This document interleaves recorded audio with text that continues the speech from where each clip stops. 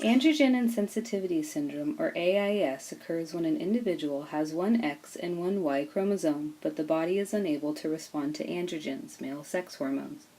During prenatal development, an individual with complete androgen insensitivity syndrome will develop female external genitalia even though they are chromosomally male. They will develop breasts at puberty, but do not menstruate, have little to no pubic hair, no uterus, and are unable to have children. Persons with partial androgen insensitivity syndrome may have external genitalia that appear mainly female or mainly male, or anything in between. Because the testes function normally, uterus and fallopian tubes do not develop.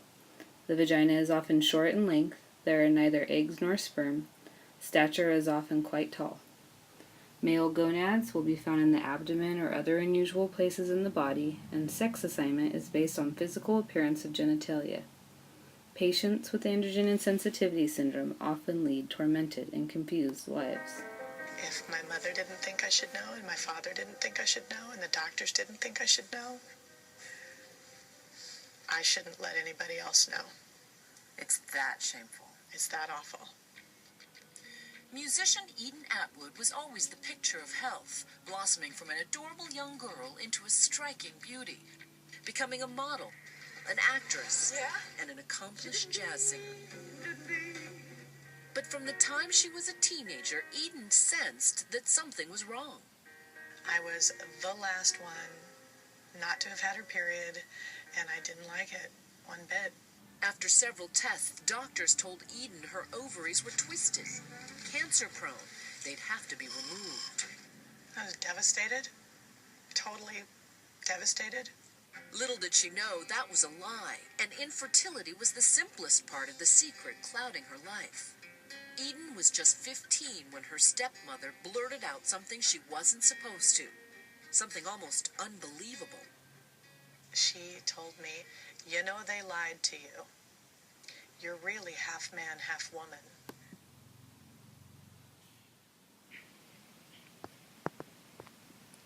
Androgen insensitivity syndrome is caused by a mutation in the AR gene. This gene provides instructions for making a protein called an androgen receptor. Mutations in the AR gene prevent androgen receptors from working properly, which makes cells less responsive to androgens or prevents cells from using these hormones at all. The mutation occurs on the XQ11 and Q12. Normal androgen synthesis occurs, but not post-receptor events, which lead to undermasculinization of the external genitals, lack of acne, and no voice change at puberty.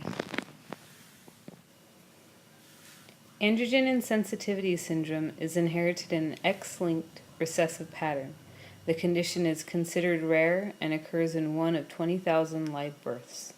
There is no known racial difference in the incidence of this disease. Most people with this condition are not diagnosed until they do not get a menstrual period or have trouble getting pregnant.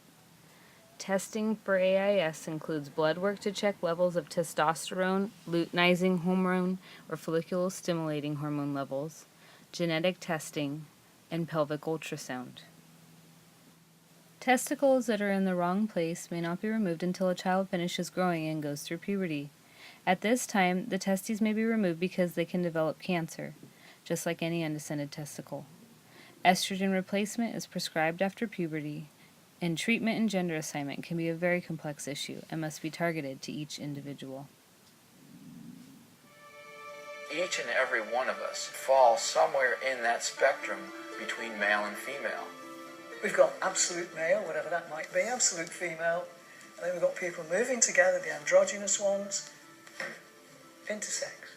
They're caught in between, and society cannot see them and judge them just for who they are. To be intersex is to be born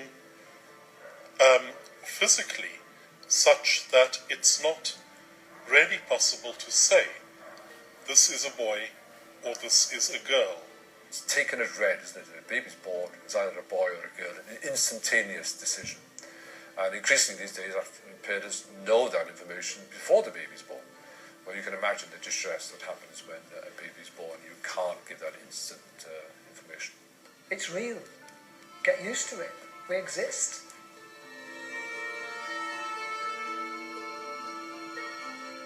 There are various resources for patients and families with androgen insensitivity syndrome. Getting the necessary support and guidance will help people with AIS to adjust to life, gain acceptance, and the courage to speak out.